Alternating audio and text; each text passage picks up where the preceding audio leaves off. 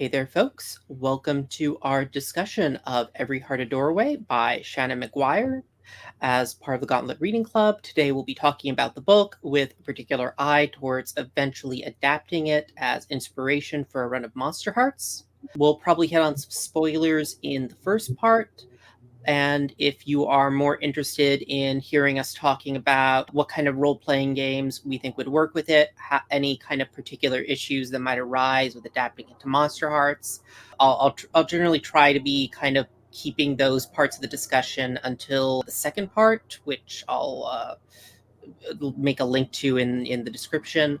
Before we get into things, I want to do a quick round of introductions. I'll start with myself, and I think we'll probably do what I've generally been doing for most of these discussions, which is to introduce yourself, your pronouns, and your kind of first impression of the book to kind of help give us a sense of where we're all coming from in this.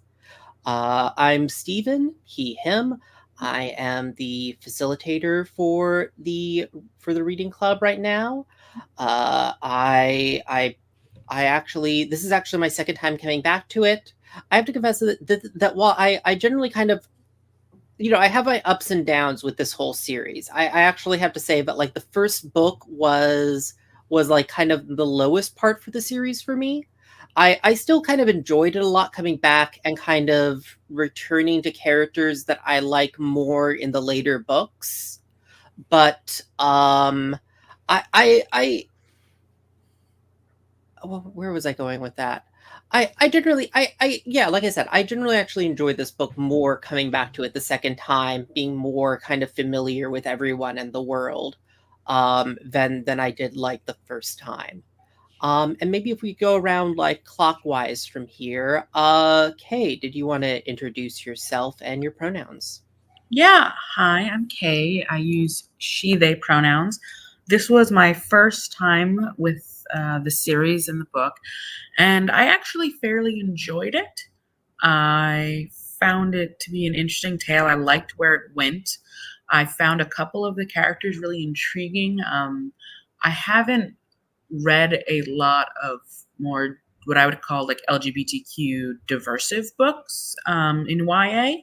When I was, I'm 26, so when I was growing up, that really wasn't something that was apparent in a lot of YA literature. So seeing one which was really so open and had so much in it was really wonderful for me to see. Yeah, and Sabine.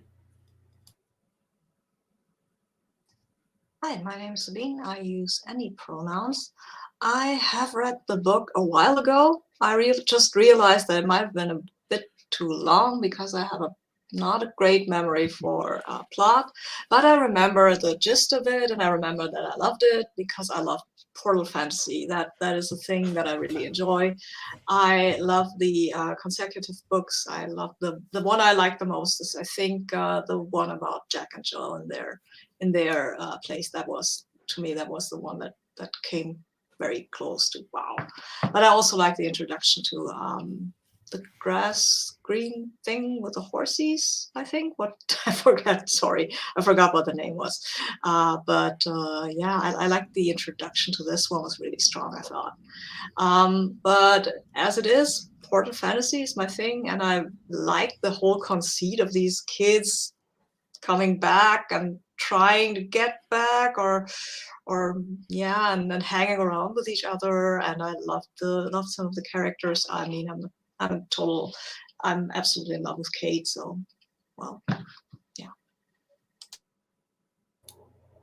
Yeah, and finally David. Yeah, hi, I'm David, use he, him pronouns, and yeah, this reading it for this was my first time reading the series or the first book. It's I read it a couple of months ago, I think. So it's relatively fresh in my mind, as much as things stay fresh in my mind at the minute.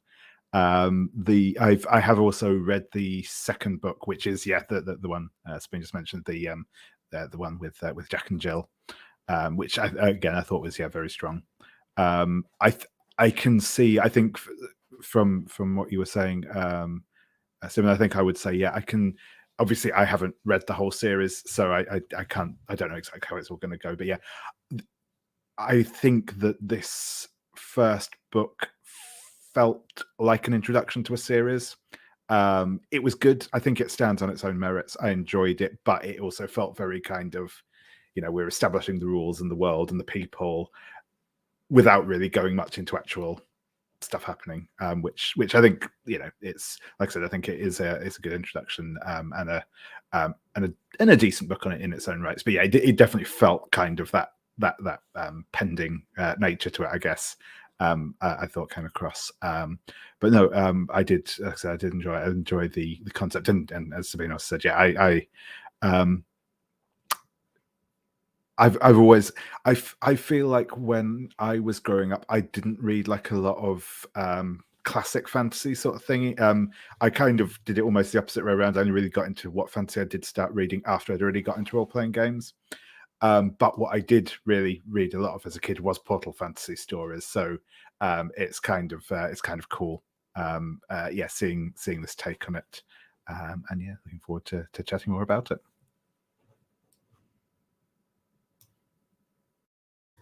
Yeah, well, cool. And as always, just to kind of wrap things up, this discussion is being hosted through the Gauntlet. The Gauntlet, for anyone who doesn't know, is an online gaming community mostly focusing on role-playing games of the indie and OSR varieties. Besides publishing a zine called The Codex, it also puts out several podcasts about role-playing games. And of course, it organizes a gaming calendar, which this and many other games are organized through every month. The calendar is open to non-members, so feel free to jump on over there through the link below if you're interested in playing with any of the folks here tonight or any of the other people on the Gauntlet. But yeah, so yeah, to kind of kick things off, this is something to kind of give a introduction for also people watching at home. Every Heart a Doorway is basically a kind of what happens after the Portal fantasy that focuses on the lives of young adults sort of dealing with the fallout of returning from these fantastic adventures in other worlds, and sort of dealing both with the traumas and the kind of desire to return. But yeah, and kind of, since something that's sort of people were talking about the kind of relationship to the Portal fantasy, something I was kind of interested in was the sort of relationship that this book sort of had to dealing with, and this is something I guess that comes up a little bit more in the later books, but I think there's definitely it here as well, as the kind of dealing with trauma, and the way that sort of adults in particular have a tendency to sort of narrativize the trauma of children in ways that are not always like helpful or healthy to them.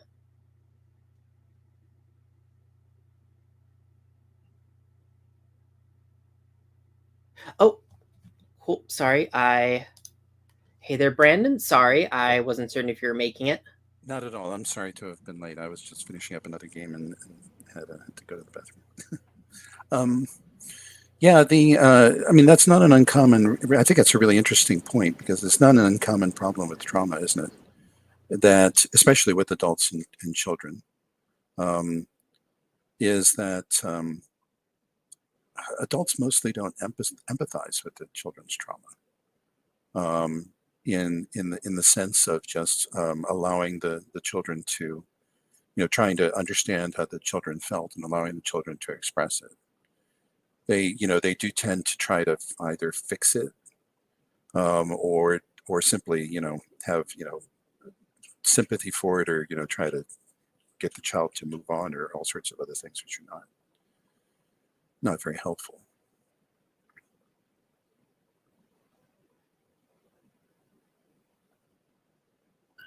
I really liked the sort of presence that we had, especially at the beginning of the book. So I've only read the first book, to go off of that.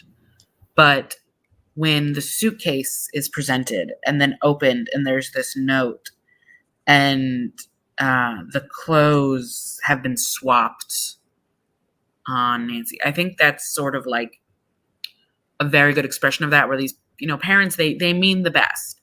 They really want to help. They just don't understand. And in their lack of understanding, they usually honestly just create more trauma. And I think that was really well done in the book.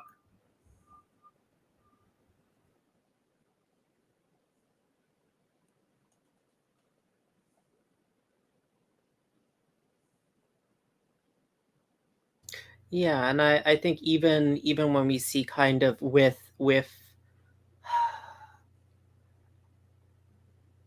Lundy, who is presumably someone who should be kind of sympathetic, is someone who kind of has her own particular narrative of what her trauma was like, and kind of sort of forces, almost in some ways forces that on the kids under her care, that she says, this is what my trauma was like and this is how you're supposed to deal with it. Yeah, I mean,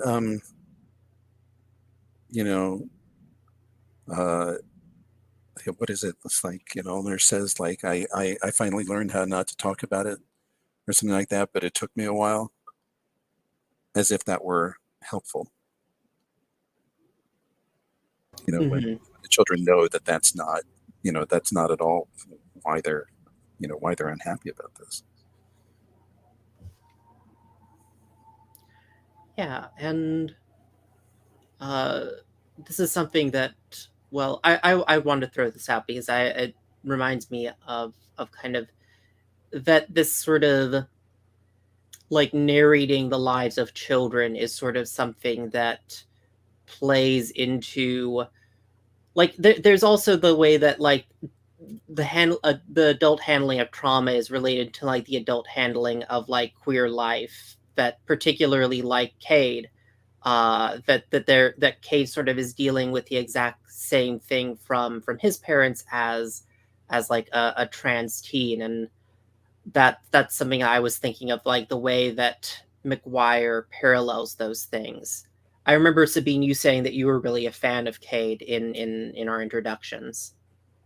Yeah, I am. And I kind of like that twist that happened in the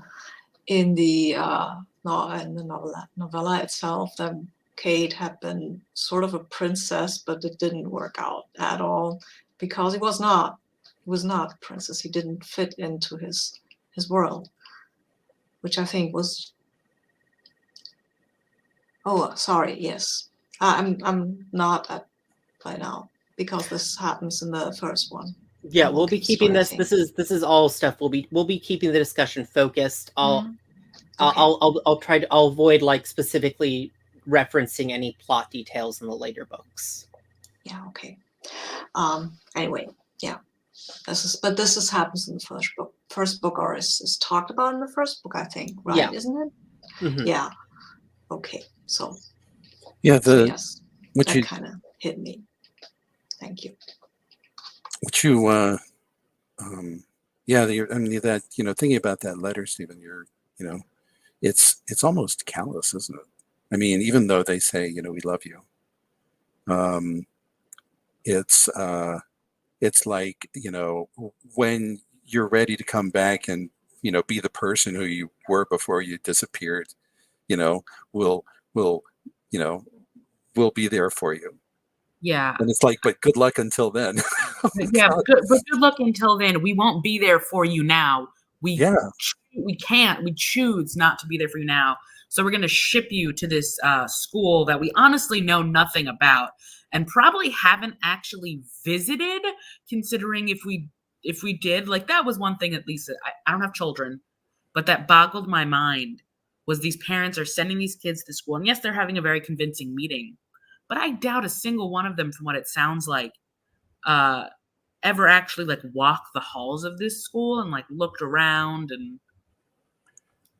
And even if they did, and I know this from personal experience, Parents do not know what sending a child to boarding school is going to be like for the child, unless they have been in that environment themselves. It is, some children do very well, but some find it so absolutely profoundly dislocating and alienating, even if they haven't been traumatized.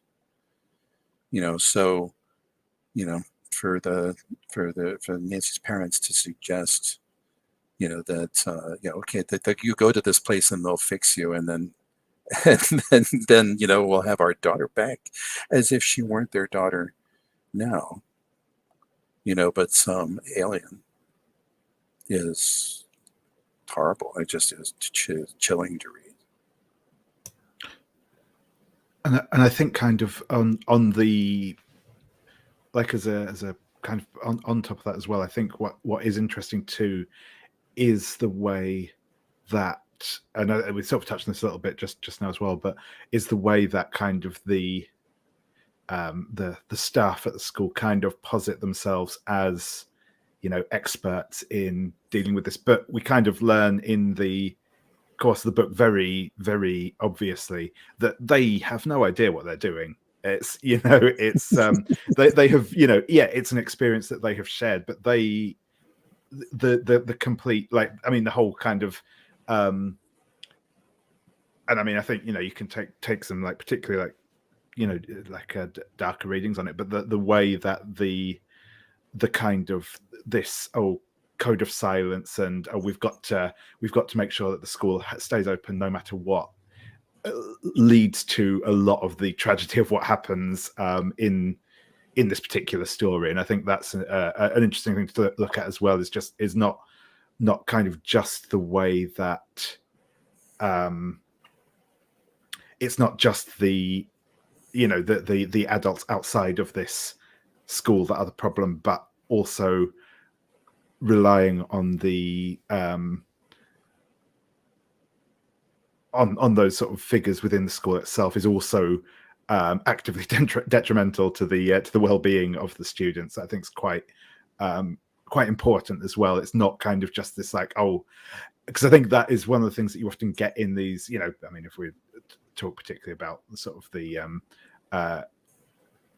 these sort of like demimonde portal fantasy stuff, where you have the sort of like the secret society in the normal world, where there is this tendency to portray, everyone inside the circle is obviously good and everyone outside it is bad, and we kind of see the toxicity of that setup as well, I think, within the way the school acts.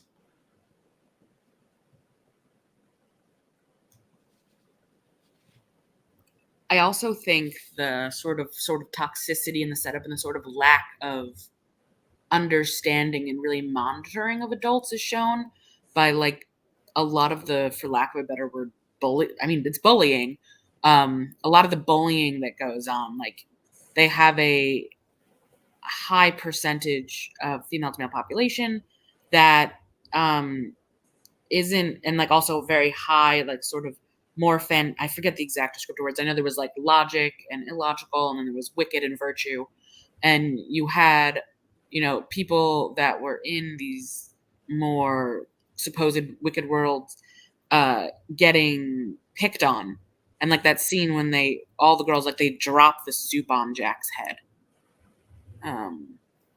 I thought that was a really great scene of showing how there really is no control or authority by adults in the school, because that would have, these clear delineation that the adults made led to sort of separation. Sure, like, while categorizing, maybe it's slightly helpful to understand things, it also othered a smaller percentage of the students.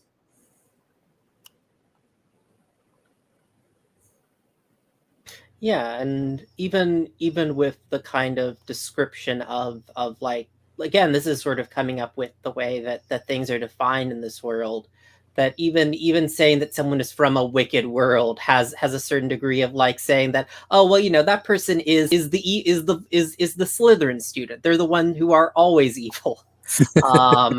Exactly. Yeah, in the book, Nancy even has that discussion at one point with herself, where they're Yeah. like, they said I came from a wicked world, but I don't think it was wicked because it was the underworld. Like, that didn't make it a bad place, but that's how they defined it, wicked and virtuous. And also, that gets puttered back by Cade, who's like, I don't know how virtuous my world is because they kicked me out because I'm trans. And so there's a lot of judgment of that own system within the actual articulation of the characters. Yeah, and that's something that also was making me think now, because they talk a lot about the notion of like the sympathy is what causes connections across worlds. But I was kind of thinking of Cade's instance of where it's apparently like a sympathy for something that Cade never really was. And that once Cade started being who he really was, they were just like, well, we don't want that.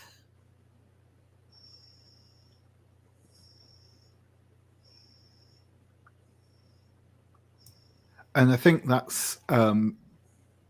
is, and I think again, there's like, you probably look at it from a couple of different directions, but I think that is also part of the thing that's interesting in that sense, is that obviously from a metatextual perspective, obviously, like portal fantasies tend to be coming of age stories. They tend to involve if not change, at least like self-realization, self-actualization, whatever else of the lead character. So you have that situation where the person that you are when you went through that portal is not necessarily the person you are now, and those changes, that experience of going through it is means that, like, if you are to assume that you have free will and all this, that you aren't necessarily going to be the person by the end of your experiences there that you were when the world wanted you, or whatever else, which I think is an interesting thing to think on as well. Well, it's a staple of portal fantasies, right? I mean, often the transformation of the protagonist and such like that is very not drastic is the word, but very, it's complete. The starts out a child and ends up as an adult, or starts out as a nobody and ends up as a champion, a hero, the ruler of a realm. Often it cannot be more, it cannot involve changing the main character more. And and that's part of the trauma, isn't it? Is then the idea of being, in some cases, then returned to a degree back to the state that you were before the entire transformation happened. And that's a kind of a loss that can only exist, in a fantasy realm, right? They're really having been, the monarch, and now you're back to being a child. That reminds me of the Never-Ending Story, actually, not the movie, the book, because that is a very the transformation from child to monarch. It goes further. It goes back to being a child and really understanding their place in the world, and what they really, really need and really want. And this is different, obviously, because Bastian's story is an arc. It starts out from him at a certain point and ends with him at another point, but it's an inner transformation. It's not the kind of transformation where you go to be, haha, I'm a monarch now, I'm great. He does understand where he's not great and where his situation is not great and what he can do maybe to change it. So, yeah, sorry, it just came into my mind. Yeah, well, the setup of this book very much reminded me of a graphic novel. The later play out of it is very, very different, but called Cheshire Crossing, which is about Dorothy and Alice, through the, in Wonderland, and Wendy from Peter Pan, being remanded to a home for, fantasy-prone children. The rest of the story is very different, but the initial kind of setup of these three being dumped off in a place because their families can't deal with their unbelieved adventures. Yeah. Was a very similar set. Now this goes on to much darker territory than that did. Yeah, I really another game that came to mind when I was thinking about this is one that I played at PAX Unplugged called When the Dark Is Gone by Becky Annison. And if we were I like Monsterhearts for what we're doing. But if we were going to go like a very much darker turn in our game, I think When the Dark Is Gone is good because it's for those unfamiliar, it's like you imagine you are the children in an epic fantasy tale like The Lion, the Witch, and the Wardrobe. You visited a magical land, fought battles alongside talking animals, and won a war against a powerful enemy. Then you returned home. No one would believe you, and you were back to wartime rations and math homework. What does that feel like? How do you live with the memories of what you saw? And essentially, you play a group of what used to be friends but are now sort of barely connected, sort of typically individuals who all have issues and are in a group therapy session, and you sort of devolve against everything you went through back then and why that sort of lack of belief when you got home and sort of the trauma of coming back from that has made you sort of a not entirely functioning adult. Almost like you're it feels a little bit in your description like you're playing refugees. Yeah. People, in other words, you've been forced to abandon your homes, everything that was familiar, and then here you are in a strange place in the company of other people whose only commonality with you is that they too had to abandon everything. Yeah, it's a little similar. They're a little more closely connected when In the Dark Is Gone, but I think the similarity there is more appropriate actually in the Wayward series, because you're right. A lot, like there are some groupings here that went to similar worlds, and again, that's how you have those cliques. But then you have people that went to less similar worlds, and how they're only flung together by the fact that they both didn't stay here, but someone could have gone to a high virtuous, high nonsense world, and someone else went to a high wicked, high logic world. And their experiences and what they went through were completely different. They're just people who've been to different places. Yeah, as if you were, if in school you were segregated out by sort of geographic area. Oh, you're from the Midwest. You have to put you with the other Midwest kids. It's like that might not that might not be the most logical grouping.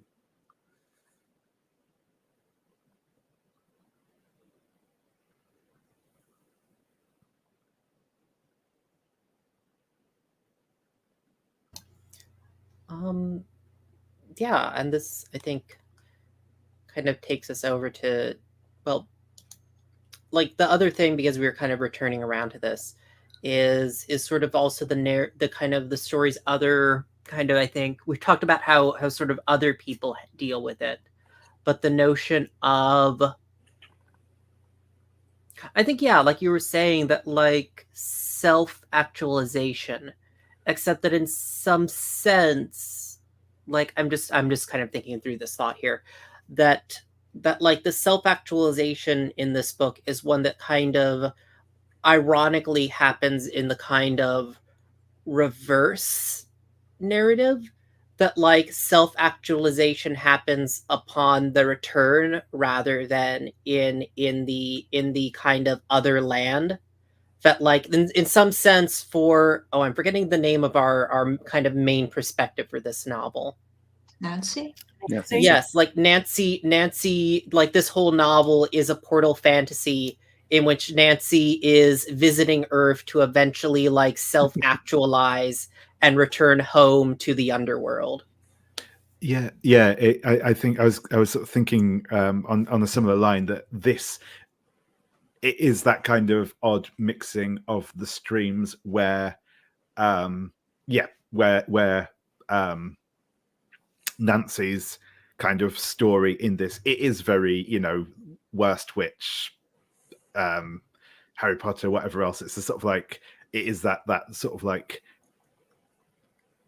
portal fantasy idea, or sort of not portal fantasy, I suppose isn't the right word, but like I said, sort of demi-monde portal fantasy, however you want to kind of break that down, where it is this sort of entering into this other world, but that other world is kind of the strange within the mundane. But her journey in that is very much like that kind of mundane person being thrust into a strange world, because I think the thing is that interesting thing where a lot of what defined her experience in the underworld was like her passivity, and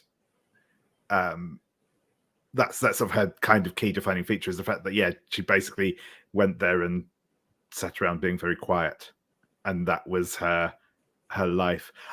I don't know if I am presuming that at some point one of the books does touch on like her experience going there, but as I said, I've only read up to the second book in the series, so I don't know yet. But I'm interested to know like what like that progression of her life into the underworld was, because we get this very like I said, this very odd situation of where she is sort of thrust into this world of like a lot of very eccentric characters as the normal one, essentially, and as the sort of the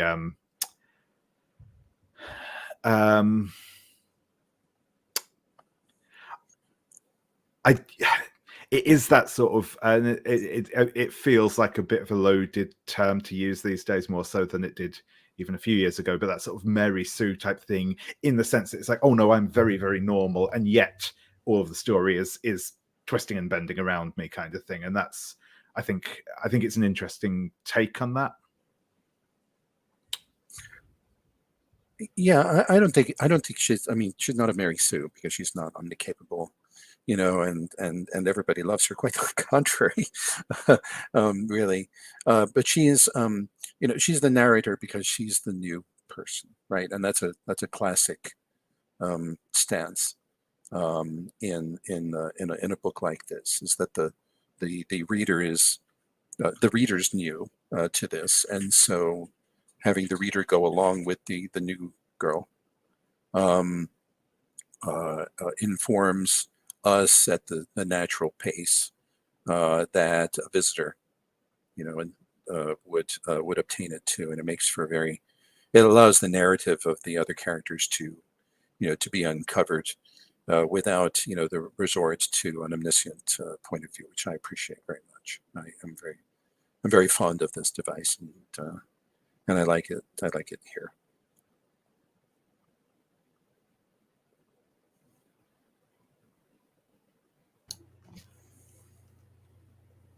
Yeah, and you say like the normal one, but I also am kind of thinking about like in a lot of ways, like her perspective is sort of like because you talked about kind of like her perspective of visiting the other world, but I feel like almost most of her perspective in the story is always sort of narrated through the perspective that she has from the underworld.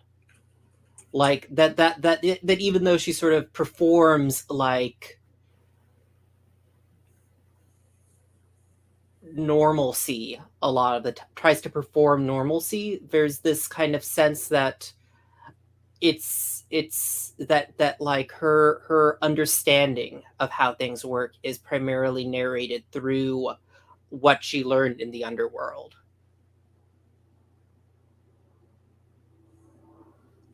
Yeah, the and I think very much what she's done is viewed through that screen. To me, of course, it's the Jim Ryan. I guess it's the comparison is inevitable with a little bit of the story of Persephone, who was taken away to the underworld, but then comes. I've always wondered, and I never read it about it in mythology, what life is like for Persephone, who spends part of the time after after the whole story is done, part of the time in the regular world and part of the time in the underworld, what it was like to return, and to be returned. Um, and so seeing, through Nancy's point of view, what it's like for her to try to be normal in a way. And because I think she is trying. She's trying to be normal. She's trying to accept this place and its strange people, and to shake off what's happened. But I don't think, she can't. And I think that's one of the. I love that. I like that about the viewpoint. If she had a completely neutral, or self-possessed viewpoint, I think it would be quite dull.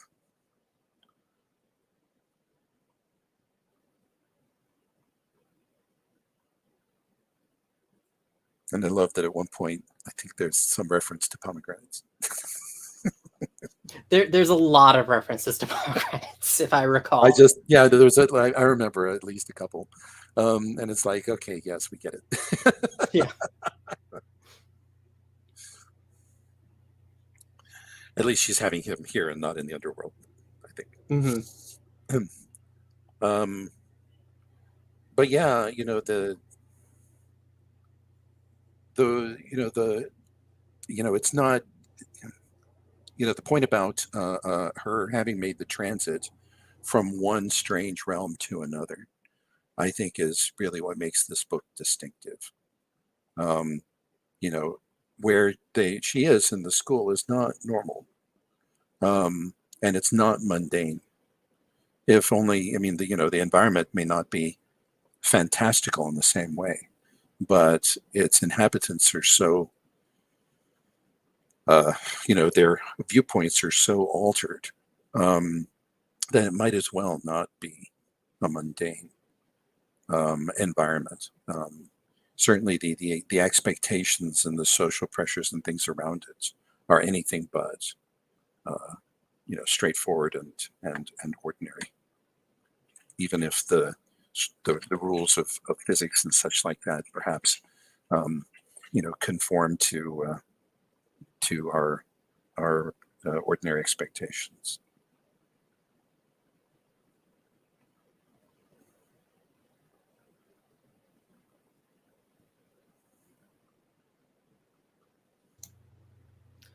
Yeah, and I wanted to check in because we haven't heard from you in a little bit. And this isn't me calling you out. This is just me checking in to make certain that we're not talking over you.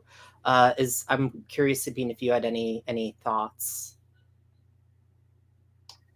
I'm good, I think. I'm listening, and Cool. I appreciate your viewpoints. Thank you. Thank you for checking in. But yeah, I just wanted to check in before I start talking again because I realize I can talk a lot about books for a while. Um, I because I was thinking that the way that, because we talk about it being a strange world because this is like inhabited by survivors of like um of like portal fantasies, and this is, I think, getting back to something, Kay, you kind of brought up with by bringing up Becky Annison's um game. I feel like a lot of what Seanan McGuire does is kind of argue that this world is a strange portal fantasy world, like kind of governed by arbitrary kind of social rules that are kind of strange and foreign and sometimes and not always fair or like logical. That there is a certain like it's not returning home to normalcy, it's returning to this other world that has its own set of kind of foreign orders that you have to kind of acclimatize yourself to.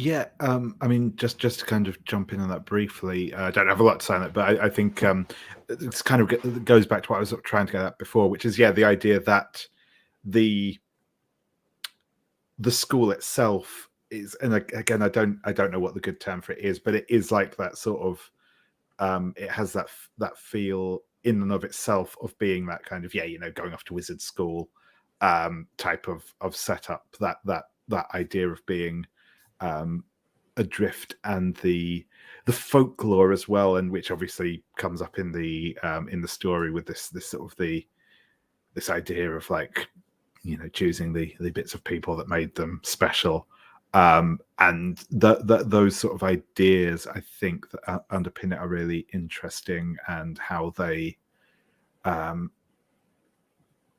how kind of you get this like almost kind of cargo cult beliefs within the I mean, again, not just within the students, but within the teachers as well, because the truth of the matter is that no one really knows how anything works. Everyone's trying to kind of feel it out, and it kind of creates this fantastical world just through the beliefs and the aspirations, I guess, of the people sort of involved in it. Well, I think Stephen went even beyond that, which is to say that to a great degree, the story is illustrating how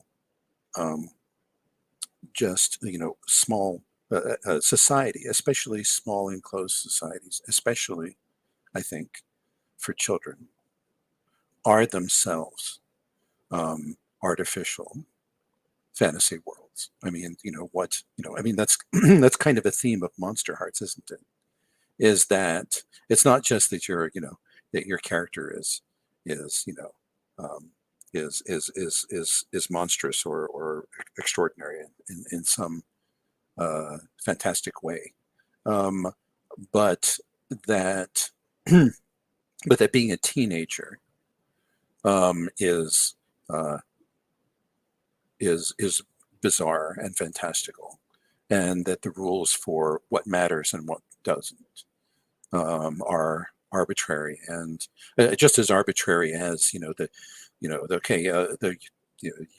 fact that you have to that you must close your eyes when stepping over this threshold, or engage in this ritual in order to safely pass through the Hall of Mirrors, or what have you. The tropes of fantasy worlds, that there are tropes like that in in peer-bound social situations that children find themselves in, all the more amplified in an environment like a boarding school, where there is no fleeing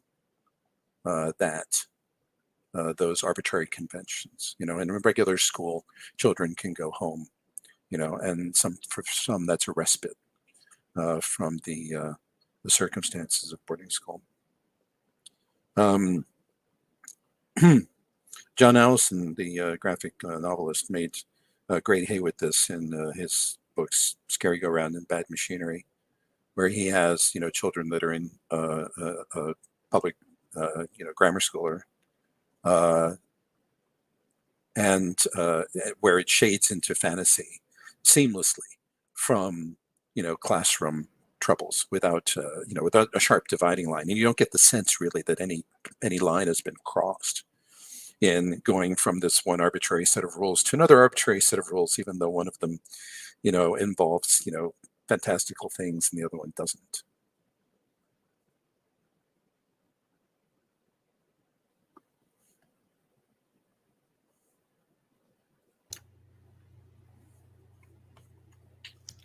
Right, cool. And I did want to circle around to something, David, you had brought up, because you'd also hit on, you'd brought up the idea of the kind of the notion of like the perfect, um, the perfect girl or something like that, the perfect key, which is sort of kind of underlying some of the plot of this first book. And I was curious if people had thoughts about that, because it is sort of the kind of big like reveal of this first book, and this is probably where we're getting into the actual kind of spoilery parts of the discussion, if anyone watching wants to skip over. But the kind of notion that you can kind of like cut out the things that make someone special and kind of build the, the kind of most special person.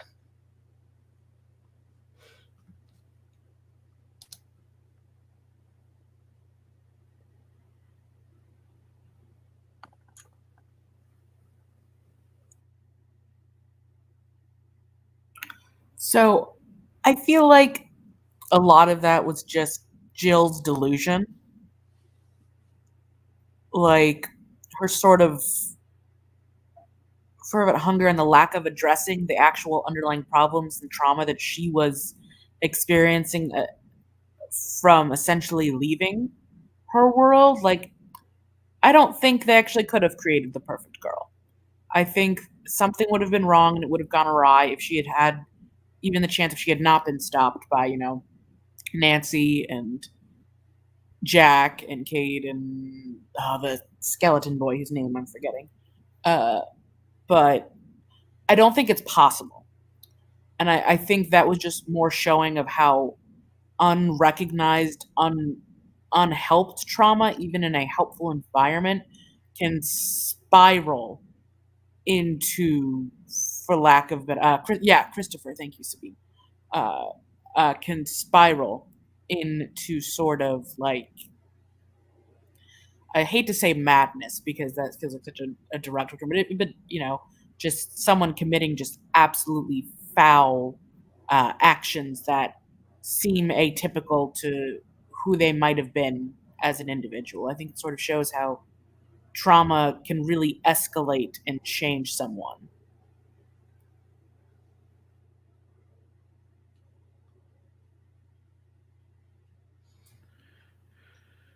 Yeah, and I think as well from the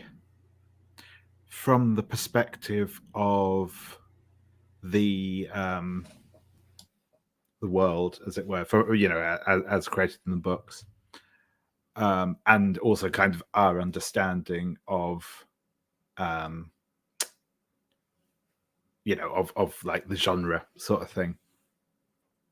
I think it is kind of pretty well established in most. I mean, there are exceptions I can think of books I did read when I was a kid, but in general, the idea is that you can't force it to happen. You can't force going through this world, and it is about being chosen. And I think kind of the um, lack of agency, really, I guess, in that, I think is an important, if not necessarily a laudable factor of a lot of these sort of Portal Fantasy stories. It's the fact that it is it isn't fair, essentially, and I think that's kind of I think that is kind of an interesting concept. And again, that I think that's something you can kind of look at in the broad sense of like well, I mean, human experience, to be honest, but particularly again, like sort of, teenage experience of just life isn't fair. The old cliche.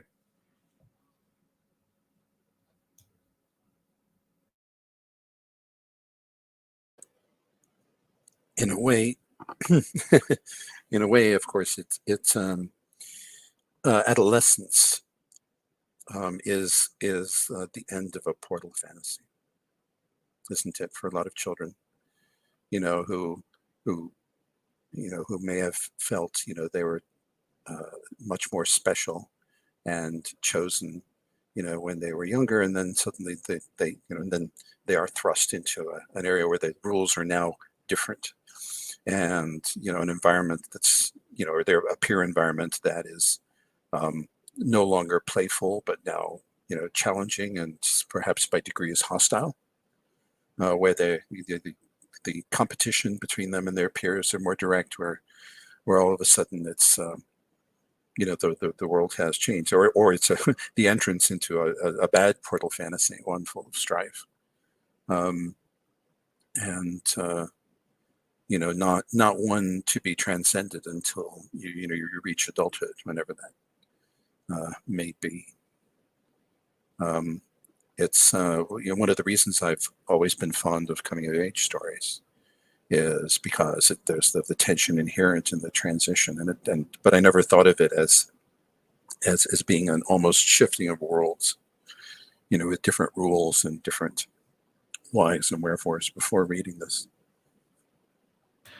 And I think that kind of as well almost circles back to where we were right at the beginning, where this idea of like describing the experiences of children from an adult perspective. And I mean, that's what a lot of coming of age stories are essentially about, is almost that like looking back at the experiences you had, and as we mentioned, sort of making a story out of it and making it this big thing of there was this obvious arc to my experiences, when you're down in the trenches and living it is just day after day, and there isn't that neat, oh well, I was like this and then this thing happened and now I am the person I am today. Is that all of that was a big additive, and everything was sort of, a process of change, and it is trying to sort of impart all of these very specific rules and structures and once it's onto the experience, I think it is that like it is that sort of the way that these stories are constructed. I think it's interesting, and it goes back to those ideas of like, oh yeah, obviously it was always going to be this way because that's what I deserved, or that's how it should have been, when really that is the kind of the experience of hindsight looking back at it, I think. Yeah, but isn't it just like that something that a child that enters the teenagerhood, adulthood, that is growing up, really wants to have a world where they are special, where they will be treated as if they are special. And of course, even that world, usually something will intrude, right? There is an enemy that needs to be fought, or something else, but usually even there it's not that easy. And I think that is maybe why this is so strong, because even in a world where everything is about actually this one person that goes there, even then it's not going to be easy. You still have to step up and do things. But in the portal fantasies, at least, most of the children will step up. I have to say, on London, which is by China Miéville, and I don't think it's a children's book all that much, that might turn this on its head a little. Not to give away too much, but it does, and it's still a great book, and I would recommend it to anyone who likes portal fantasy. I've read a fair amount of fairy tale analysis, in particular Bruno Bettelheim wrote a very interesting book on it, and the child put into a portal fantasy. One of the critical bits, as to reinforce what Sabine just said, was that there's strife and it might be very difficult, but a critical thing is that it's within their capability to make the change. That by determination or pluck or cleverness, that they can summon forth, they can do it. They're not helpless. And he says that's a critical part of fairy tales, is that it is the empowering of the protagonist to wreak change, even when the what's being fought against is very powerful or malevolent. That the protagonist is enabled to do something about it, though it may be far from simple and very challenging in ways that they're not incapacitated. but it is very simple usually in the portal fantasies, right? Because the tasks might be hard, but there is a clear kind of thing you get to fight against. It's not like there's no confusion about who needs to be fought or who needs to be not fought. It's as normal life, you're usually, especially if you get into being a teenager, you have this guy who's your enemy, and then the next day maybe he's not your enemy anymore. But in a portal fantasy, yeah, this is your enemy. He's evil because he's evil. There's no ambiguity there, and I think that is rather powerful, because ambiguity is even for an adult, ambiguity is pretty hard to handle. Absolutely.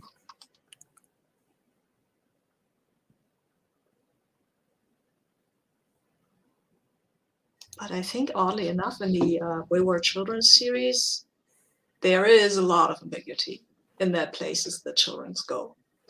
There is the place where Nancy goes. Are these good people? Is this a good place? And who knows? It's not classical, like we go there and everything is sunshine and taffy clouds and stuff like that, and then the evil crunchy monster comes and wants to eat all the cookies and we have to defeat them. It's not like that usually. Yeah, and I was thinking even the sort of like notion of the way that like the notion of specialness here is in itself kind of this like literally it ends up being a literally violent reductiveness, where I can just like, you just have this specific thing about you that makes you special, and I can just cut that out and put it somewhere else. It's not like the kind of combination of like your whole being that makes you special. It's just the fact that you have really nice eyes.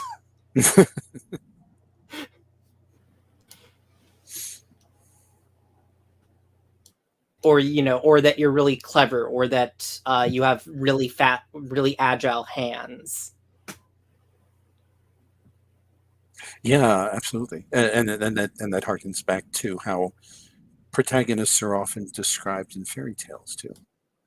You know, that they're very, in a very simple, often very simple terms. There once was a girl, who was, had clever ideas, but she was very stubborn. Before we jump into sort of the second part of the discussion, I wanted to go around because I've been directing things a lot, but I wanted to check in with folks if there is a kind of particular subject or thought they had about the book that they feel we haven't like really gotten into, and they'd like to see kind of a conversation about that. So I think I'll go around clockwise and kind of check in with people if that's okay, and to see if there's anything you wanted to kind of bring up as a topic of conversation that we haven't touched on yet. Kay, if you had any thoughts. Yeah, I'd love to hear more about how people thought, because I think I mentioned this at the beginning, but it was very different for me to see the LGBTQIA representation in this book compared to the YA books I grew up reading. So I'd love to hear people's thoughts on that, people, if they're part of that group, how they thought the representation was in the book, if it was accurate to an extent, or did you find anything relatable compared to perhaps YA novels from your youth or when you were growing up, things like that, or just in general?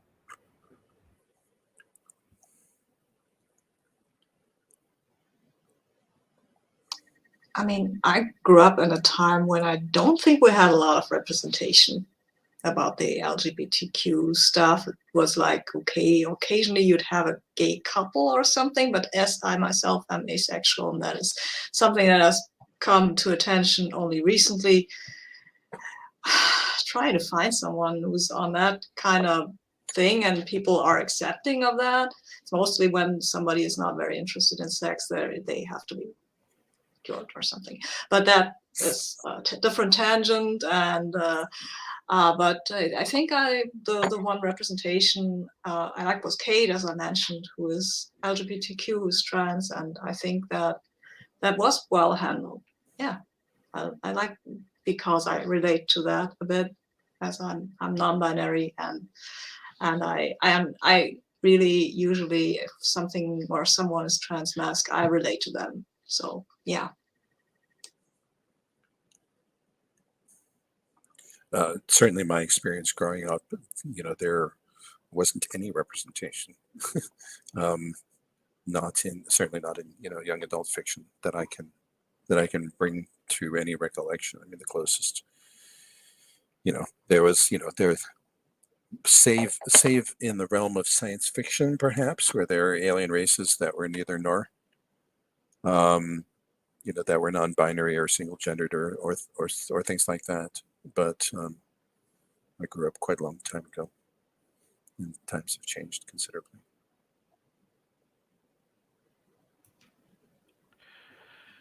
Yeah, I think I would kind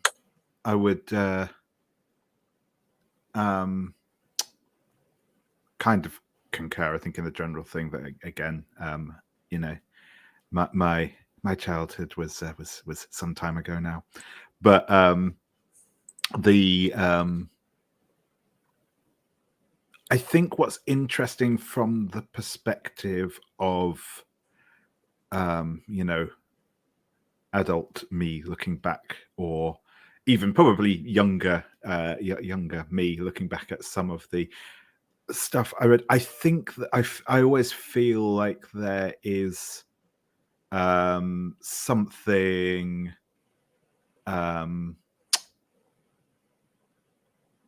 like, I think fundamentally, like, portal fantasy is a kind of an implicitly queer genre, to the extent that's the sort of helpful thing, I think. And I think there's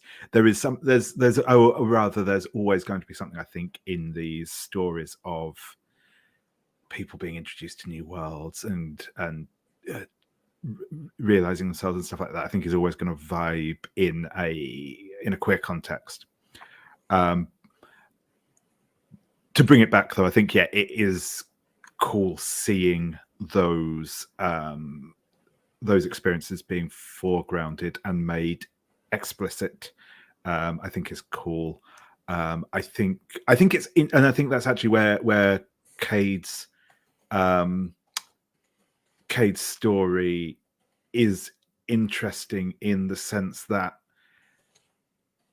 we might expect their experience, and again, like I said, purely going off of what's in the first book, because I haven't read, let's say, if there is a book focusing on them, I haven't read it. We might expect that for a trans character sort of exposed to a portal fantasy, that portal fantasy might have been about embodying themselves. And I think it's really interesting that the experience they had was kind of counter to that, and it was in fact the opposite. So I think that's a really an interesting take, an interesting look at it. I think it's I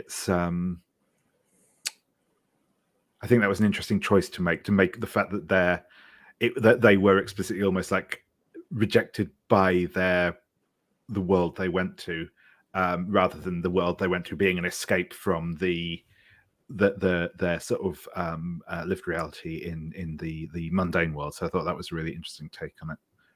But yeah, I think it's cool. I haven't. I have explicitly kind of gone back and read some young adult, some like queer young adult stories as an adult, newer ones kind of thing, but not so much on the fantasy side of things. More of them that are kind of real world, I guess. That was a circuitous answer, but yeah, those are my thoughts. Yeah, and I was kind of thinking about, because you had asked in the chat specifically about asexuality, Kay. And it's definitely something, because I am just kind of trying to run through my head, because there of course isn't a lot of writing that specifically features asexual characters, even contemporary writing. So I was kind of running through my head how I'd sort of compare this to like I think like No Gods, No Monsters is another book with the major asexual character. It's not young adult. And oh, forgetting the name. There's some other book that I had recently read that's coming to the top of my head, and I'm forgetting it. But there's definitely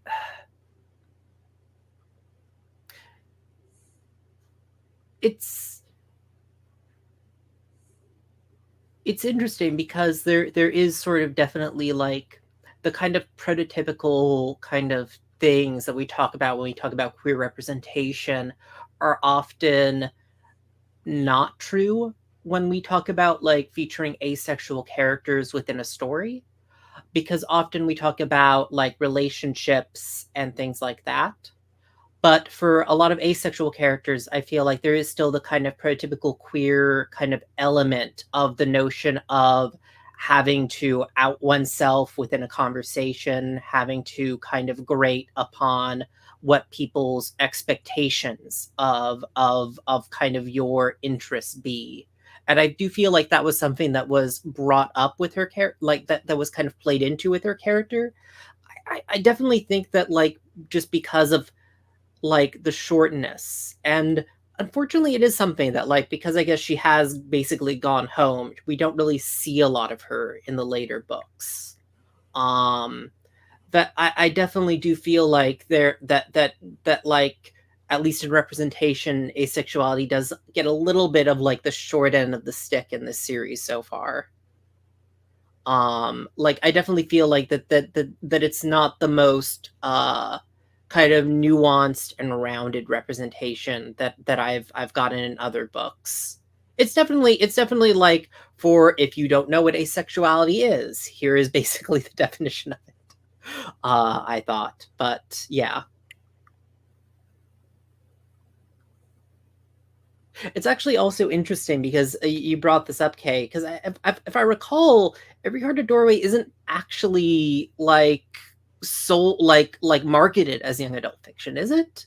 Because I think that like in most of the library like things I've like in its like listing, it's listed as general fiction, I thought.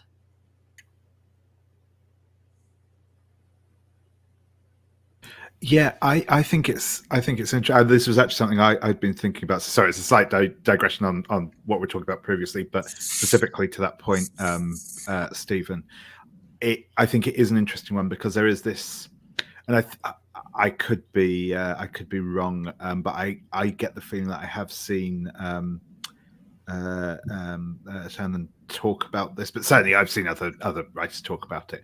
That there is a tendency to obviously to pigeonhole like women or female perceived writers into the, particularly who write fantasy, into being young adult writers rather than being fantasy writers, which I think is a kind of bit of an issue. And I think my understanding is that, as you said, Stephen, that this isn't marketed as a young adult story. It's an adult story, but it's an adult story that is about young adult fiction. So it's a weird kind of juggling act between the two, in that a lot of the, obviously it is a young adult story, though I suppose it's a young adult story that is written for adults rather than, and this is obviously where we get into the other problem of the designation of young adult, in that young adult books are written for children, not adults, and yeah, messy. But like I said, I think it is an interesting thing, because like I said, I think the conception of it and the from a meta point of view, yeah, I think it is a book for adults. But it is obviously, because it is written about and features the tropes of, and in many ways emulates young adult stories, it is on that weird like gray line between the two. Mm-hmm. And of course, I think there's also the tendency to, I mean, definitely the first book. The first book, definitely, because there is like a bunch of body horror in it. which I think shows up a lot less in the later books. But also just kind of the like the tendency to kind of rate up anything that has queer content. Sorry, to do what? To kind of like rate as like for an older audience anything that has queer content. Oh, I see. Yes. You know, a bit like there is going on in the United States right now a whole bunch of books that are like being taken off of the shelves for in high school class, like in high school.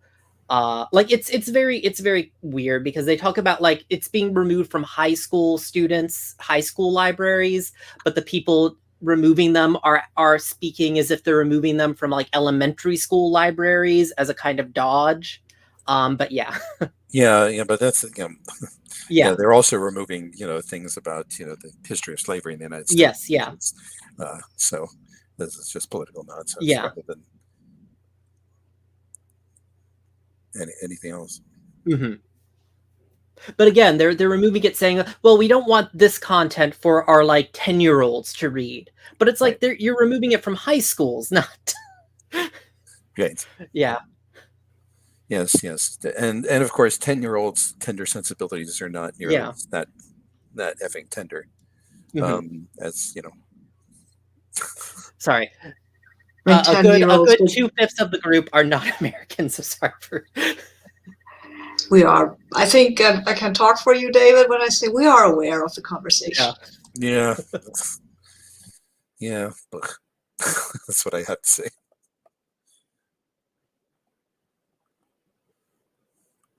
Yeah, but I don't know. I would grade it up from young adult because of the LGBTQ reference thingies. I think it was marketed to me as well as an adult book because I think I don't know what Seanan McGuire, she has written other stuff and none of that is classed as young adult, I think. I mean, and I wouldn't have classed this as young adult because young adult sometimes has these very odd, like a bit simplistic, I think. It's not, young adult usually is not that complex and hard. Every Heart is a Doorway has complex issues it deals with.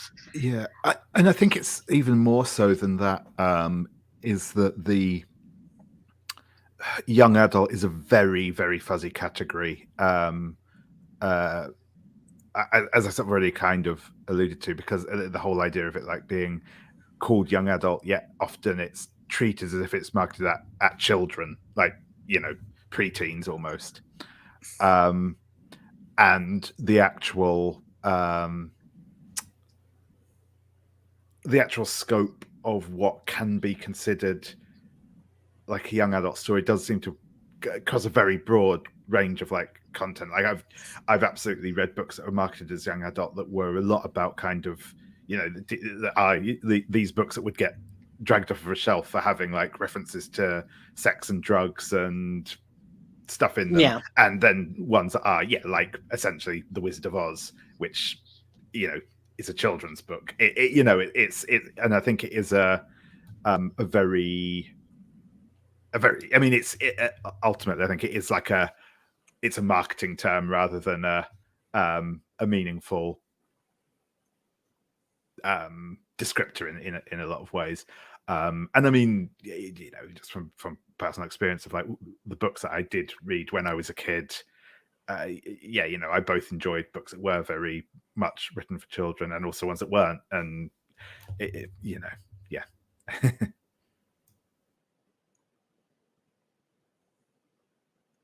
I mean, when I was a teenager, everything that was fantasy that had been either written in German or was translated into German, I would grab it and read it because fantasy, science fiction, I love that. And there was not a lot around, so I would read everything that I could get my paws on because I didn't read English back then. And I read Dune when I was about 14, and I was not very convinced that Paul Atreides was such an adult person for 14. It was like, yes, okay, he's doing the sensible thing. What's so amazing about that?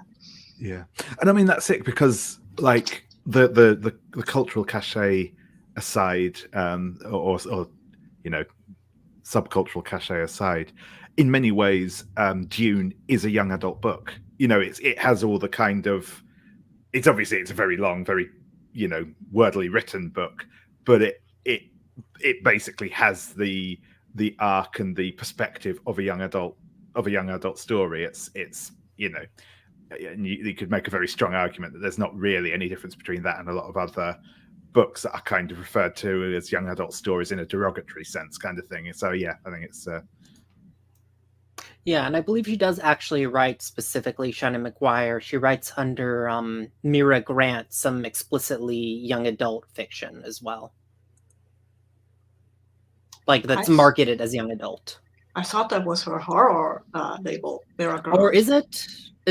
She has one. She has Deborah Thingy. I think that's the young adult one. Okay, right. There you go. The other one, because Mira Grant's not for my mistake. Yeah.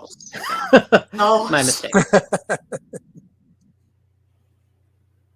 But yeah, I'm curious, Sabine. Did you have anything you wanted to kind of hit on that we haven't? As I said, I should have read the book. I apologize. I was somehow like, I'm in this game, yay! Oh, I should have read that's when the first time I thought that maybe I should have read the book again is when you mentioned that, yeah, and we've all read the book. And I'm like, oh my gosh, that was 4 years ago or something. It's okay. You've been a joy to talk to this today. But cool. David, did you have anything you wanted to kind of bring up or talk about that we haven't touched on? No, I don't think so. Nothing in specific. I think one of the things I did actually kind of want to touch on was that idea of the sort of the young adultness of the story and how that kind of fit into the thing. But I think we kind of already touched on that. So other than that, no, I think I'm good. Cool. And yeah, Brandon, did you have any kind of other things you wanted to bring into the discussion? No, I quite enjoyed this discussion, and we covered a lot of interesting grounds. I'm quite happy.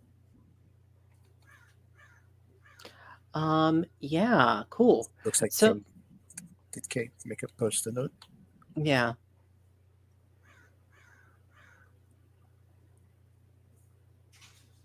Yeah. So Kate, did you have something you wanted to bring up there? I know there were a couple of moments in it that I thought were interesting. So obviously, we'd sort of talked a bit in the side chatter about the discussion of the asexuality and sort of because there was a moment early in the book where Sumi was, blatantly in Sumi's own world, was like, "Oh, you want to fuck Cade," and Nancy was like, "I don't know about that." But then you also have Christopher and his skeleton girl. You have the dichotomy of I'm gonna put romance maybe in quotes here, but between like Jill and her master. You have Cade seems to have a bit of a one-sided attraction, maybe from my reading it felt like for Nancy, or at least he felt some things or something seemed to come about, things of that nature. I think Cade also mentioned a princess he had kissed in his prison world, and yeah, I was just curious if anyone had noticed anything or had any particular thoughts based on romantic themes in the book or in that kind of portal setting, because I'm not actually very familiar with portal fantasy. It's not something I've really read a lot of, so I was curious if any like certain tropes tend to romantically lean in with those kind of genres, or if there was anything that was picked up on there. I mean, in the portal fantasy I've read, there's often some sort of tentative, rather innocent, I'd say, love interest around. I just remember the girl who went to Fairyland in a Thing of the Thing, something by Catherine Valenti, and she had a love interest. It was not like she would marry him or jump his bones or stuff like that, because September in this portal fantasy is often about children that are younger than teenagers and that do not, want to have romantic relationships or fulfilled romantic relationships. But maybe that's just me. I know the Narnia books, but they are very Christian, so no sex there. Well, that it's the stockings and lipstick, isn't it? Is the thing that exiles That I forget exiles her name. Susan Susan, from the yes, whole because thing, she starts right? liking boys, and yeah. Oh yeah, Yeah, that's and that's terrible. the So first. terrible. It's the first, and that it's the well. I mean, the implication is that Narnia is for children, right? And as soon as they start to cross the line into adulthood, by which they mean sort of adolescence, then it's no longer a place for them. It's a place for I mean, C.S. Lewis, I think, was to some degree making an allegory of that. It's a place of innocence Yeah, rather than worldliness. Yeah. I'm also thinking of Yumi's Candy Corn Farmer. Yeah, and I think that's and I do think that is like implicit through at least what again, avoiding spoilers, but at least what we see in the first book is that there is I think that there is this sort of the group of kids that we see in school are obviously in that sort of age where they were in their portal fantasy in their like preteen, early teen, tween sort of years, and now they are out of it. So I think it kind of plays into that sort of idea. We obviously do have the despite assertions to the contrary, the very creepy relationship between the sister whose name is Jill. Jill. Yeah, that is a sort of, I think is very interesting as to sort of what the way that progresses. Like it said in the first book, that kind of the idea that there is that sort of longing to be back there. I'd say for portal fantasies more generally, and I think one of the things that is kind of a bit of a trope in that is it's always the prince or princess who kind of falls for the person from the other world, and there's it always feels like where there is romance, it's very much tied into that sort of the importance of the visitor is what makes them attractive, as it were. Well, and there's not always the importance, right? Sometimes just the strangeness of them, right? Yeah. The attractiveness of the unfamiliar, and that's not just a trope of portal fantasies, of course. That is a trope of the attractive other. But and I think again, it kind of comes back to that. I think a lot of the time it is looking at portal fantasy books themselves. I think that sort of idea of like romance and particularly sexuality is very much more more a thing of implication than explicit discussion.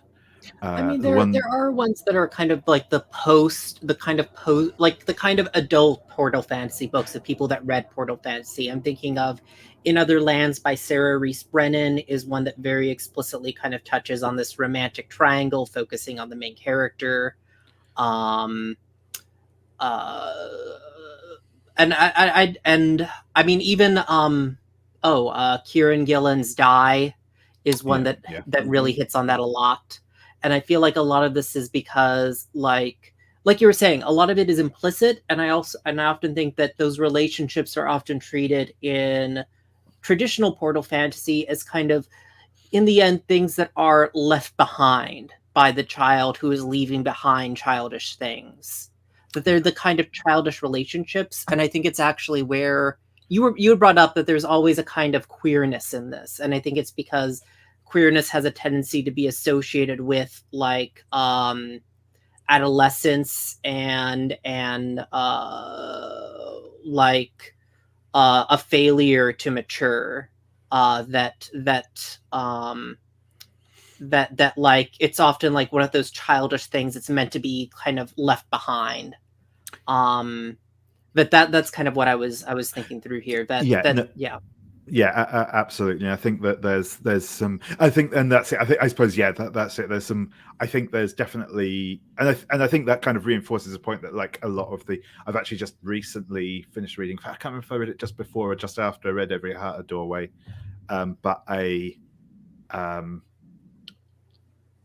trans reimagining of Peter Pan, or well, rather Peter Pan returning to Neverland as an adult, and it's stuff with Hook, and and that was a really interesting. Like, yeah, again, like kind of psychosexual take on that whole portal fantasy idea. But yeah, I think if we're talking about like the source material, as it were, I think it does tend to be fairly, because it is nearly exclusively like children's stories. It does tend to be very certainly non-sexual, I would say, whilst also still having that kind of. And I think that's what's interesting about it, is that in some ways, I think portal fantasy is almost like the purest fantasy, if that makes sense. Because like obviously fantasy stories, as in stories about other worlds, those other worlds are, or at least can be, sort of very grounded and are treated as real. The Middle Earth, it is treated as if it were a real place, and the people in it are real people and stuff.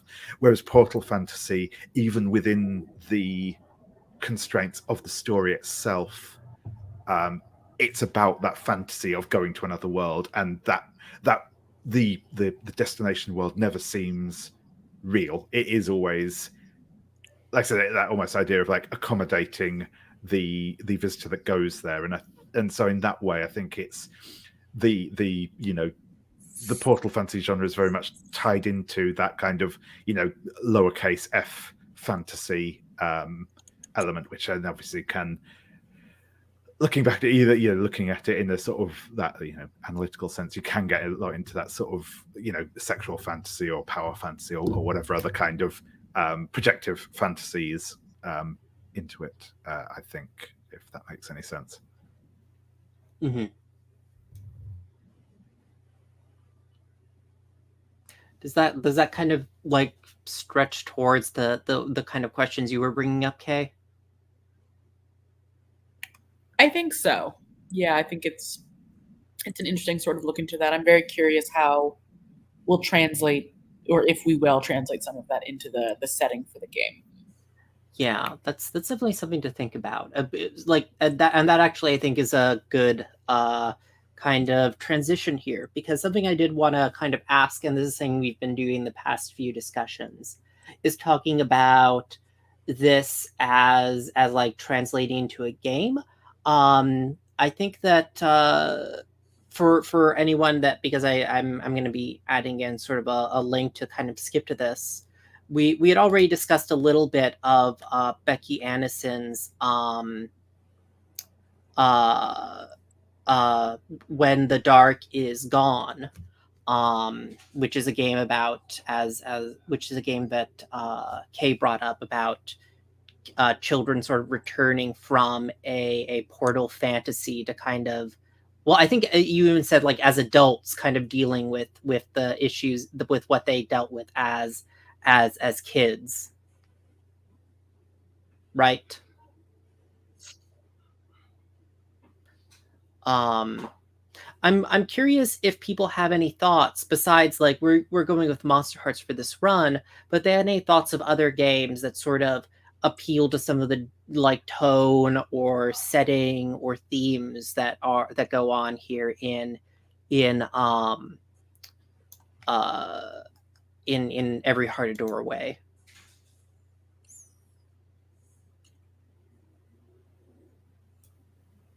I definitely have some thoughts, but I will let other people go first with one, because I've just been talking a lot. Yeah, my thoughts usually go to Fate when I want to emulate something, but that is more of the catch-all and just do the thing instead of you finding something that will push the narrative in a certain direction, like Monsterhearts definitely will do. So yeah, I'm thinking, but I can't come up with something right up the bat. I mean, Fate does actually. I think you're bringing it up like saying, "Oh, it's such a bad idea," but I do actually think Fate is actually kind of an interesting idea because I'm thinking back. Oh, what was that? You might know this, Sabine, because you're more of a Fate player than I am. But what was that early Fate game that was like a kind of hard SF where you're like traveling between like a cluster of Tachyon worlds? Squadron? I don't know. I've Okay, never played a lot of Fate. okay, but like, I've done Fate Core and then yeah. I've hacked it into stuff, but I didn't take the other stuff. It might be Tachyon Squadron or something like that. It's the only one I can think. The one that the game that comes to mind is Tales from the Low Drifts, which is very much coming of age stories of. I mean, that's explicitly of children who have, unusual capabilities, but some of the children in this story do as well. And it's while there can be romantic relationships in them, the focus of the story really is about growing up and also what you will do or not do in keeping keeping the world from sliding into corruption. Obviously that's a very different take, but it has a feel not unlike some of the things in this book.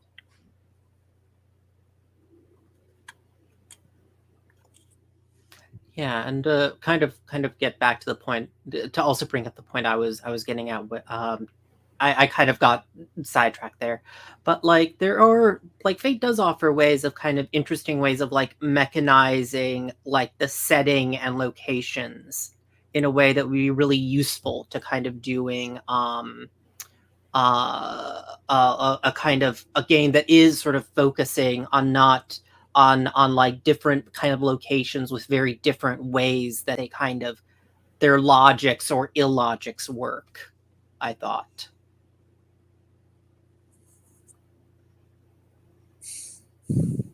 But David, you had some thoughts that you were sitting on, Yeah, and no, you've been very quiet and polite. yeah, indeed. I have several sort of games that kind of touch on this thing, but yeah, I think the first one I'm going to go is one of the sort of, I guess, the straight suggestion, which is Girl Underground, which is kind of, I suppose, less so about like the experience of this book, but that is a game explicitly about playing a girl in a portal fantasy world. It is, I mean, it's, when I say it's entirely, it's not quite playing into the tropes of this story in particular. I think it does in some ways, in that it does explicitly ask you to look at the way the behaviors and activities of the girl in question kind of chafe up against the expectations of society and stuff like that, which I think is an important part that feeds into the story. But yeah, as I said, that is very much a story about kind of playing the portal fantasy straight, in a way, in a knowing way, but still sort of that experience. It's also obviously, I say obviously, it's not at all obvious from the title, because but for people who have played it, it is a game where the girl who is going into this shared portal fantasy world is a shared character between everyone who's playing, and everyone. So there's a shared playbook for the girl, and all the other players each have a companion that is their main character. Control of the girl passes around between all the players, and when you're not playing the girl, you're playing one of the side characters.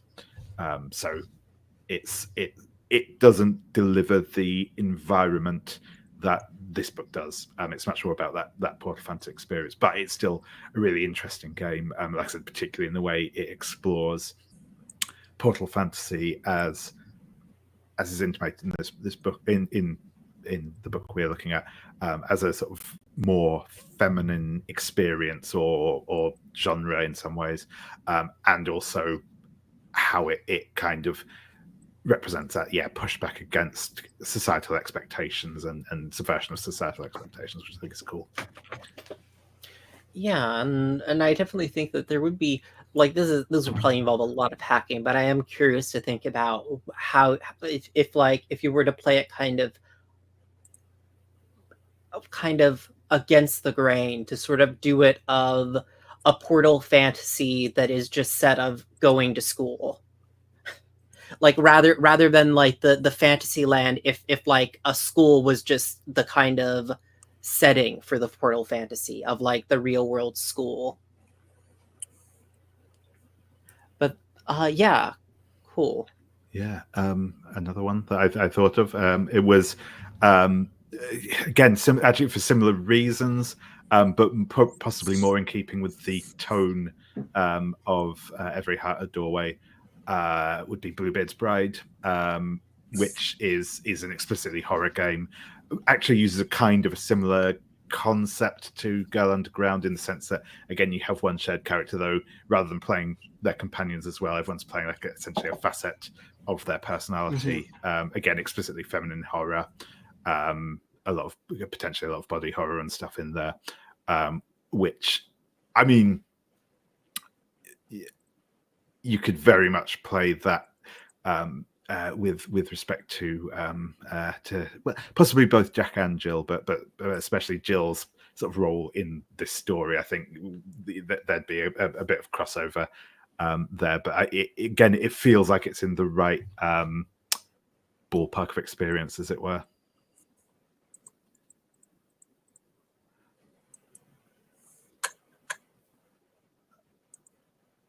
Yeah, and I think, of course, there's also, and this is maybe getting into a little bit more of some of the later books, where we'll see more of like traveling back and returning to other places, and that's all I'll say about it.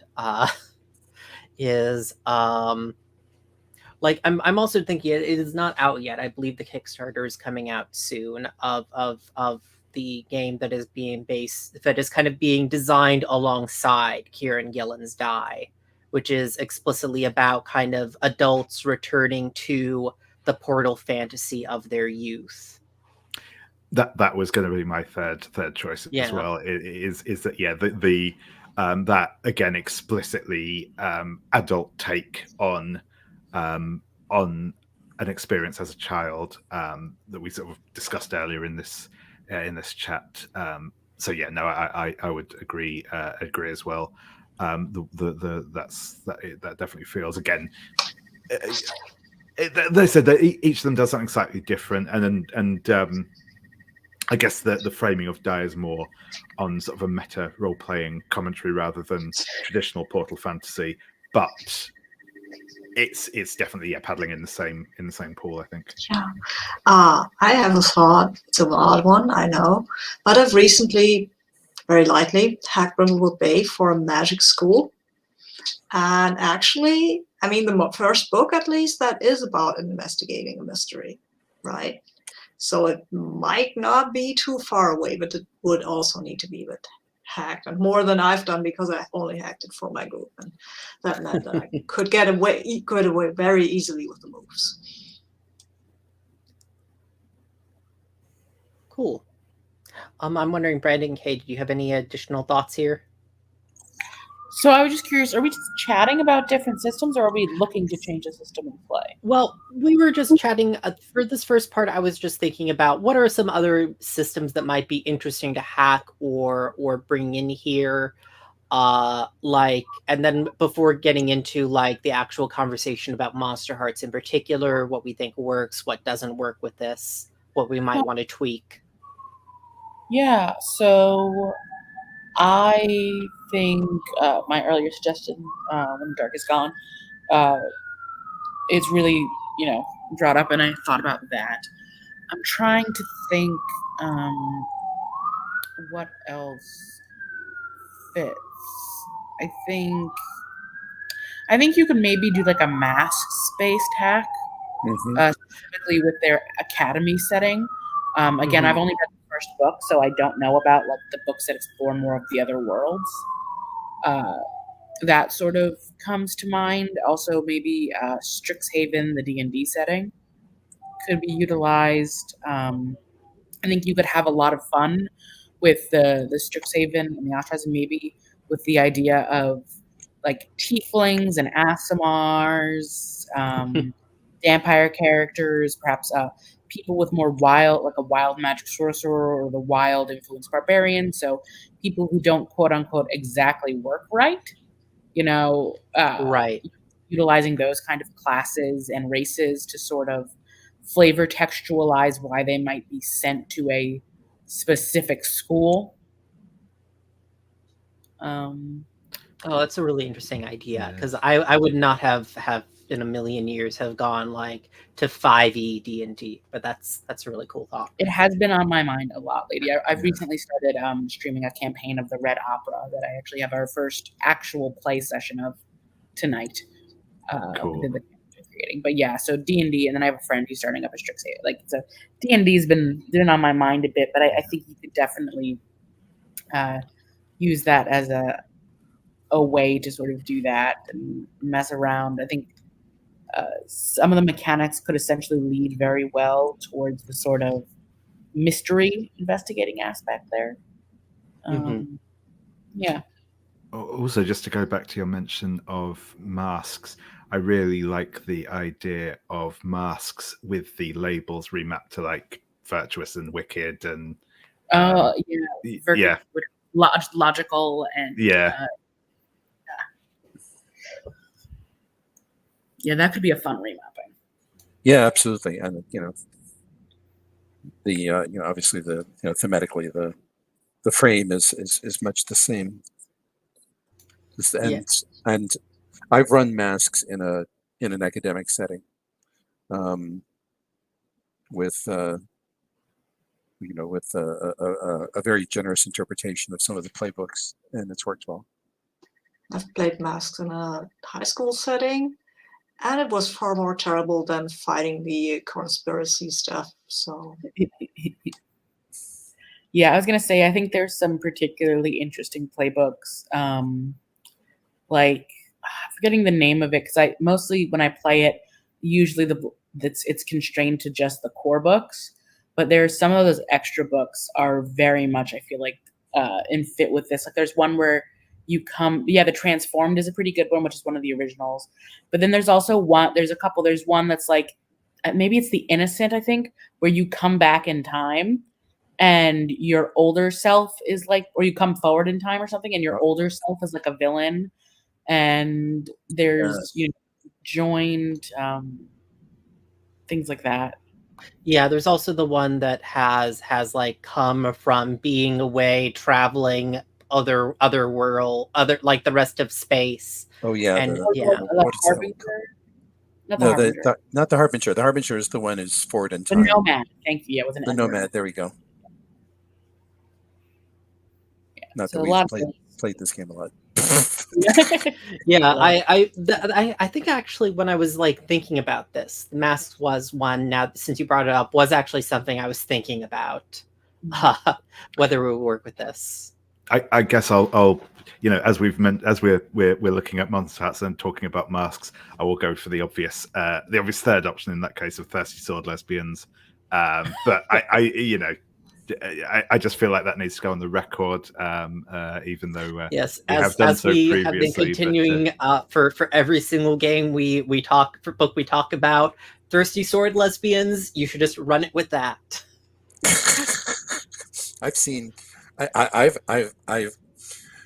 I've only been in the Gauntlet for so long, and I've seen thirsty sword lesbians proposed for so many genres. It really does work. There's a great one. You could probably hack Hearts of Woolen. Just you can always hack Hearts of Woolen. Yeah. And I want to check in here because I think we are reaching the end of the kind of overall discussion, but we're also coming up at 10 minutes after the hour. So do folks want to take another break and kind of continue the discussion then, or do we want to wrap out the discussion talking about Monsterhearts now and break a bit early? I'd rather wrap now if possible, or wrap sooner. Cool. Does that work for everyone else? Yeah, that works for me. Yes. Cool. So I'm going to throw one more name to the gauntlet because I thought about this. There is a Apocalypse Keys hack in development by Dre Dragon called Midnight Oil.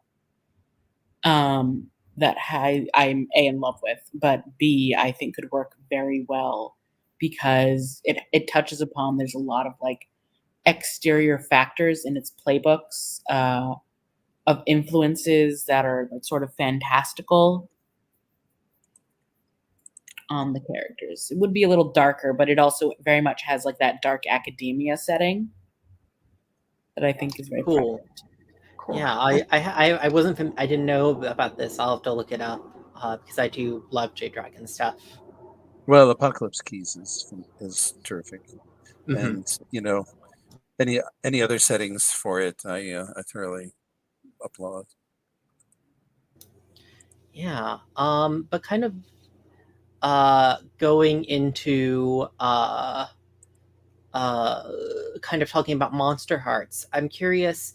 Like, I have some of my own thoughts about kind of what works with Monsterhearts, what doesn't. Um, I think um like I'm curious what other people's like if what their thoughts about the kind of mix are, because I don't want to just dominate with like, and this is why I think it's a good idea and why it's a bad idea, because I have some thoughts, but I want to get other people's thoughts first. Yeah, so I'll just leap in with mine very quickly at first. One of the things I think is always important with these, and I've had, I've been lucky enough to be in a couple of these before, but I think one thing that's always important in this like the reading club thing is there's obviously a distinction between the plot of a media and like the world or the genre or the feeling or the vibes or whatever else. And I think depending on what you're talking about, and most of the time you don't really want to be trying to recreate the plot because that's been done and it's over, it's fine, you know. And because there's a lot of world building and world building and a lot of character work in Every Heart a Doorway, it is a very plot driven story. It's about a thing happening, and that is like the arc of the story. And I don't see the necessity in replicating that. Put it that way.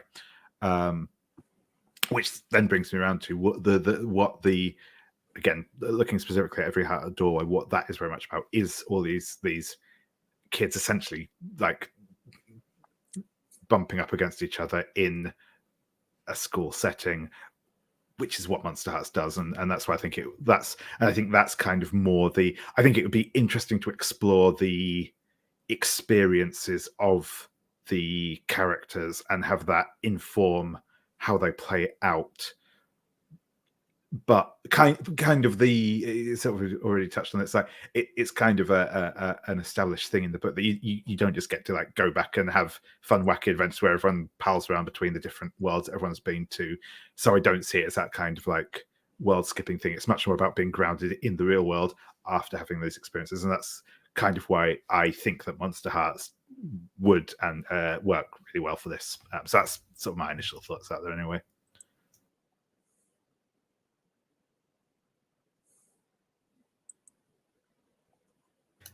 Yeah, does anyone else have any thoughts they wanted to add?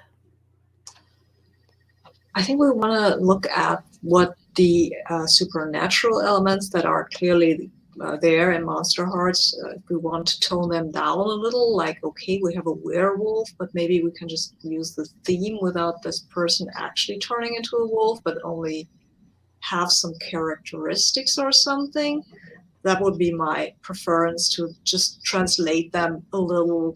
Like, the vampire clearly isn't 300 years old and still a teenager. That's not what we're doing here. Mm-hmm. But I think it will still work if we can just look at this playbook and then see what's interesting here and what translates pretty well into the whole Every Heart Doorway experience. Much of my experience with the Monsterhearts is in David's games. So it's very colored by that. But as I recall, Stephen and you and I played the the game set in the Springfield Assistance to the Summer Camp, Hmm. which had which had a very strong sort of otherworldly theme to it that fit well with Monsterhearts.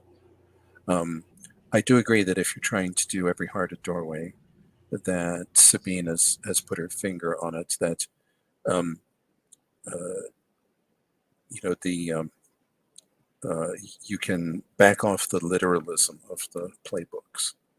And I've seen that done in Monsterhearts before. I've seen someone play the werewolf playbook without actually transforming into an animal.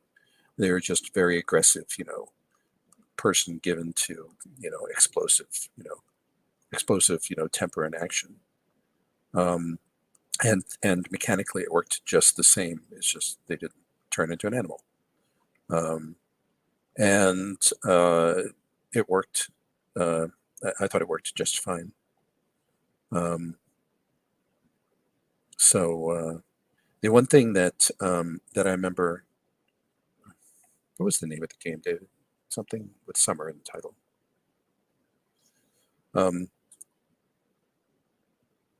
That one addition that you used with the Monsterhearts rules that I thought was good was the idea of having some conditions that were persistent. Like, for example, if one character developed a crush on another, or two characters fell in love with each other, or what have you, that could be something that had some enduring. A lot of the Monsterhearts mechanics imply that both conditions and strings are both evanescent things. Their strings are just there until you utilize them, and then they're gone. And so there's not much room there for bonds of a more enduring, or somewhat enduring, at least, nature. And so just tweaking things to allow that, I think, might be helpful.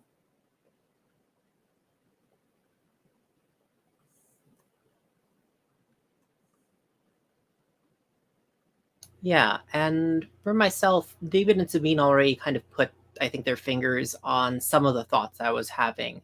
I think the other one, and maybe people could correct me if I'm wrong, I feel like when I was coming to this, like the reason I was kind of vacillating on Masks or like Monsterhearts was that Monsterhearts characters are kind of, I don't know if I want to say incapable, but like they have a very narrow set of tools to do things with.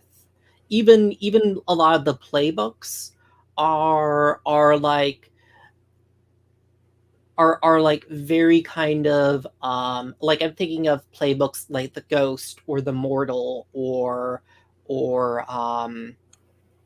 like that as playbooks they're very kind of oriented towards kind of narrative kind of themes, but kind of I feel like reading through Every Heart a Doorway, and particularly some of the later books, the characters in these books are a bit more capable of like working together and accomplishing things. Maybe do you think that's a fair?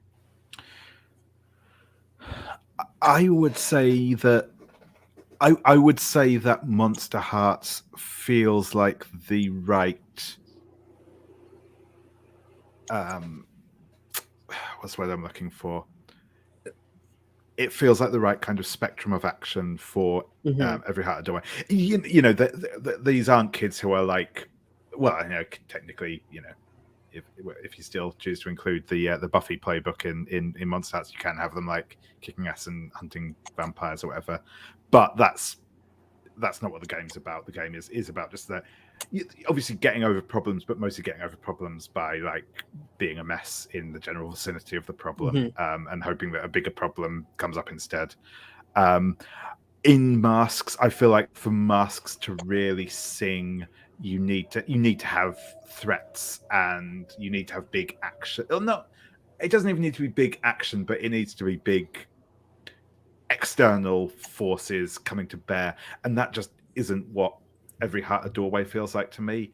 Again, some of the individual characters' experiences in their secondary worlds may well be, but in the context of the world, they are okay. There's this, the murder plot going on. Sorry, that's probably a spoiler. I should have avoided that. But there is stuff going on that they are engaging with, but most of it is just about their own interpersonal interactions, and that feels like the right level. Because I think that's where the problem, again, too strong a word, but that's where the sort of tension comes in that, like, the capabilities of these characters are all tied to, like, them being in another world, and they may carry some of that over back to their mundane life, but it's not really the point. They aren't people with superpowers at the end of the day. They're kids. They're kids who may have a particular knowledge of human anatomy or be really good at not moving or whatever else, but they're not firing lasers from their eyes and and it's totally possible to play Monsterhearts in a very team-oriented fashion. No, yeah.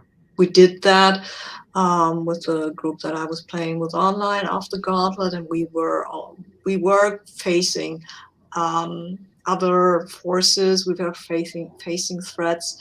But I think for Monsterhearts, for the characters to come together as a team, you'd also need an outside threat, because otherwise they will tend to go after or at each other, I guess. That's because Monsterhearts is built on this internal conflict. Yes, very much. And that was a little bit of my thought there. It was actually one of the reasons I also kind of sent around some of Ferret's Sawyer Rankin's Skin Deep. Skin Deep is Sawyer's thing, right? Yeah. So there's a couple different things out there. The Skin Deep you link to is Sawyer or Ferretim's, but there's also stuff by a couple other people on like Itch that make individual skins, or Skin Deep was like an original thing from Monsterhearts 1 that was done by someone and then sort of reclaimed. I know a friend of mine, Nick Francia, also published some Monsterhearts-based skins and things like that. Then there's a couple of one-to-ones, I think, that are some different approaches between his and the Skin Deep one that they offer. Yeah. But yeah, the reason I was kind of like brought up Skin Deep was that, and this is kind of where I was coming from when I was looking at it, was that the characters are a little bit more heroic and like self-sufficient than Monsterhearts, where I feel like a lot of the core playbooks in Monsterhearts are very dependent and kind of driven by central flaws, whereas Skin Deep's Ferret's characters, a lot of them are defined by this is the thing that they're really good at. And it was like that was kind of one of the reasons I kind of brought up Sawyer's, because I definitely feel like his stuff or their stuff brings up a lot of kind of more characters that are more kind of defined by a core capability, I feel like.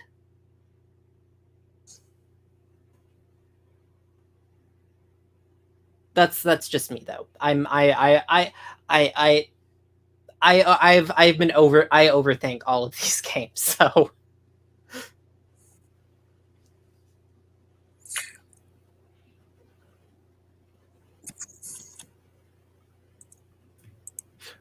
But no, I would sort of I would agree that that I think it's an interesting, and I think like the mix of the different characters, like and kind of like Spoon was saying, I mean, even just playing Monsterhearts in general, I prefer it when that like supernatural dial is turned back a little bit. I think it's better for it to be more subtle than to be too overt. Like if you're if if like everyone is some sort of weird monster, like in the surrounding world as well, it just feels a bit too much.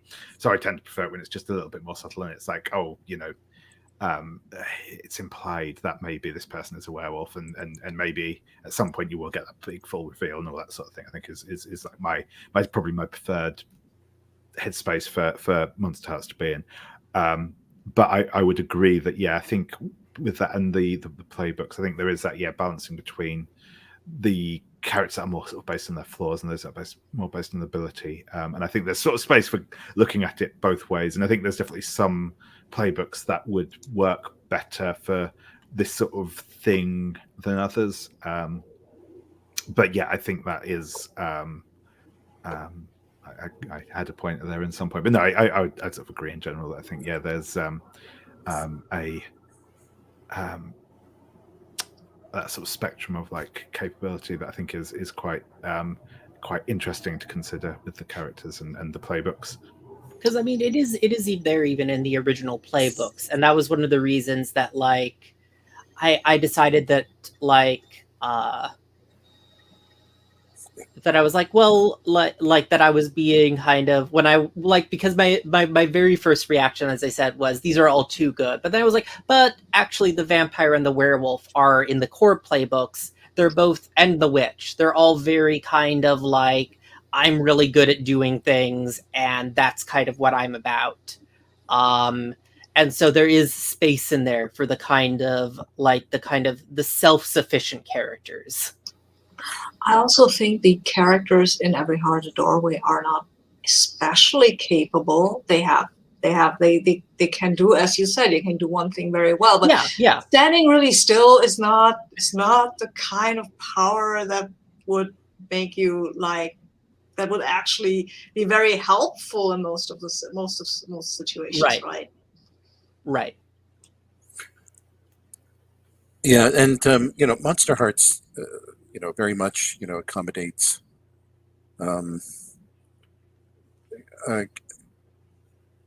characters with particular characteristics that that are not very monstrous. I mean, the first two characters I ever played in Monsterhearts, one of them was, as you may recall, a half fae who didn't know she was fae until almost the end of the story. So she was just unconsciously had ability. And another one was a Lamia character who who knew she needed to drink energy in order to live, but she didn't understand. But she hadn't been brought up by one, so she didn't understand why, and what it meant and what kind of person she should be. Mm-hmm. So there's plenty of room, in those playbooks to conceive to have characters be interestingly broken, Right. and the fact that they may be actually able to do something physically doesn't necessarily mean that they're mentally or emotionally mature.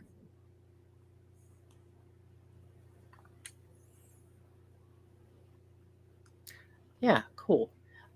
So just to kind of wrap things up, does anyone have any other thoughts they wanted to add before we close things out for the day, evening, morning, whenever?